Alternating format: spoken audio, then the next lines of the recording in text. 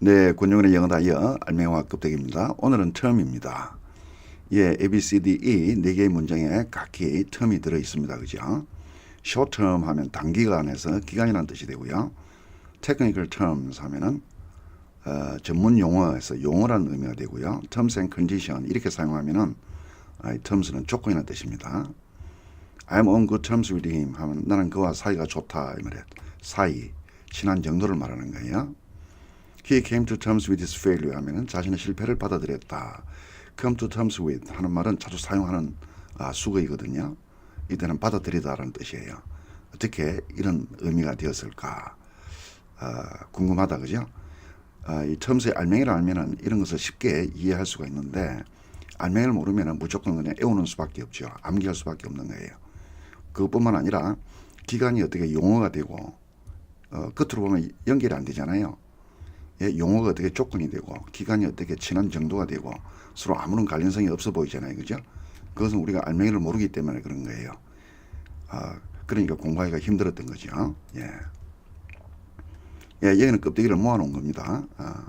이 껍데기를 암기한다고 해서 해결되지 않는다고 했죠. 새로운 상황에는 또 새롭게 표현되어야 하기 때문에 이것이 적용되지 않는 경우가 종종 있겠죠. 예, 처음에 알맹이는 끝입니다. 왜 끝이 되냐 하면 우리가 이미 버스 터미널 이런 말을 많이 하잖아요. 터미널 하는 것은 버스의 종착점을 말하죠. 종착이니까 끝이라는 뜻이에요. 그럼 임기라고 하는 것은 뭐예요? 일을 하는 기간을 말하는데 언제 시작해서 언제 끝나는 거예요. 예, 명확하게 정해져 있는 기간을 말합니다. 정해지다는 것이 굉장히 중요해요. 끝이 있으면 정해지는 거거든요. 예를 들어서 여기 보면 3-year term 했잖아요. 3년 임기 했잖아요. 3년이라고 정해놨는데 term이란 말은 끝이 있으니까 3년이 정해질 수 있는 거죠. 3년이 됐는데 끝나지 않으면 뭐예요? 계속 가는 거니까 3년이란 말이 성립할 수가 없는 거죠. 끝이 있어야 되는 거예요. 그래야 임계가 되는 거예요. 그죠? 여기도 마찬가지죠.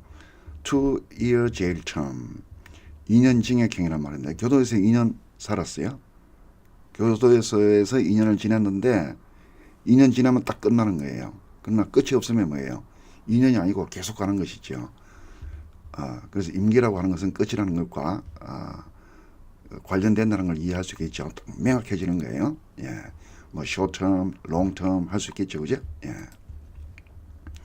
다음 학기라고 하는 것도 이거는 상황이 바뀐 거예요. 여기 보면은 new terms of school 하면은 학교라는 게 나오잖아요. 학교에서 공부하는 기간을 말하는 거잖아요. 한 학기. 첫 학기, 둘째 학기 할 때 학기. 공부의 시작점에서 공부가 끝나는 만약 끝이 안 난다면 뭐예요? 한 학기가 계속되겠죠. 그런 건 없잖아요. 그죠? 분명히 정해져 있는 기간. 끝이 있으면 분명하게 정해진다 이 말이에요. 이해되죠? 그죠? 스프링 텀 하면 봄 학기가 되는 거예요. 3월에 한국 같으면 3월에 시작해서 뭐 6월이나 7월에 끝 나잖아요. 그죠? 예. 끝이 있는 거예요. 끝이 있으면 분명해지는 거예요. 예. 자, 용어란 말도 있는데 한번 생각해 보세요. 여기 테크니컬 term 하면 전문 용어란 뜻이에요. 근데 전문 용어 외에 일상적인 단어를 한번 보세요. 예를 들어서 행복 하면은 행복이 뭐냐라고 물어보면 사람마다 다 그 개념이 다릅니다. A라는 사람에게 행복이 뭐야 물어보면 건강해야 합니다. 건강을 제일 중요시 여기고 B라는 사람에게 행복이 뭐냐고 물어보면 돈입니다. 뭐 사람마다 다 의미가 달라지는 거죠. 다시 말해서 일반 단어들은 우리가 일상적으로 사용하는 단어들은 의미가 명확하게 정해져 있지 않습니다. 근데 전문 용어는 명확하게 의미가 정해져 있는 것이죠. 의미가 명확하게 정해져 있다 이 말이에요. 기간이 정해져 있는 것처럼.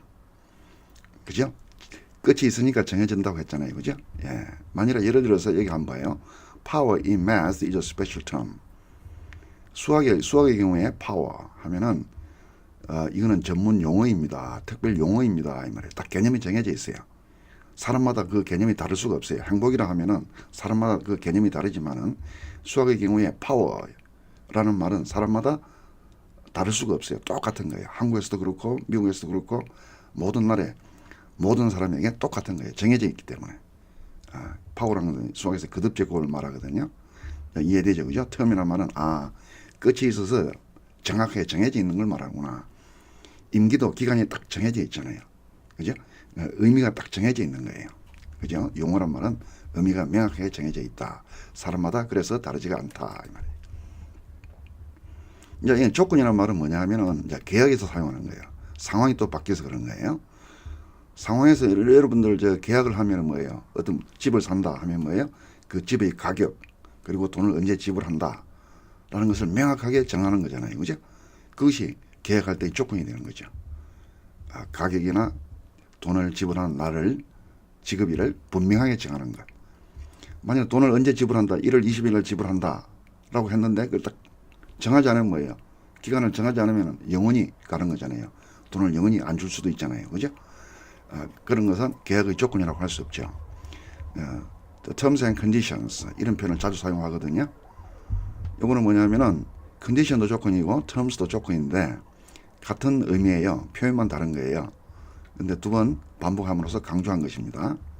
Terms of a contract 계약이잖아요. 그죠? 계약의 조건 이렇게 되는 겁니다. 조건 이해되시죠?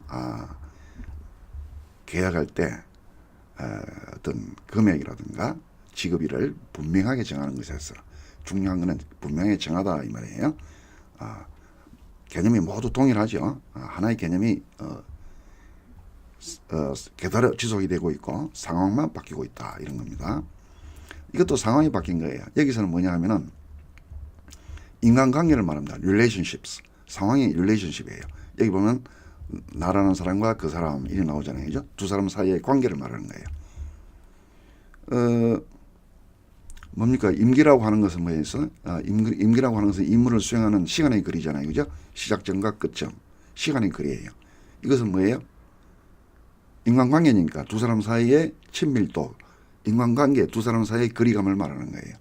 가까울 수도 있고 멀 수도 있잖아요. 그죠? 이해됩니까? 이 닮아 있죠?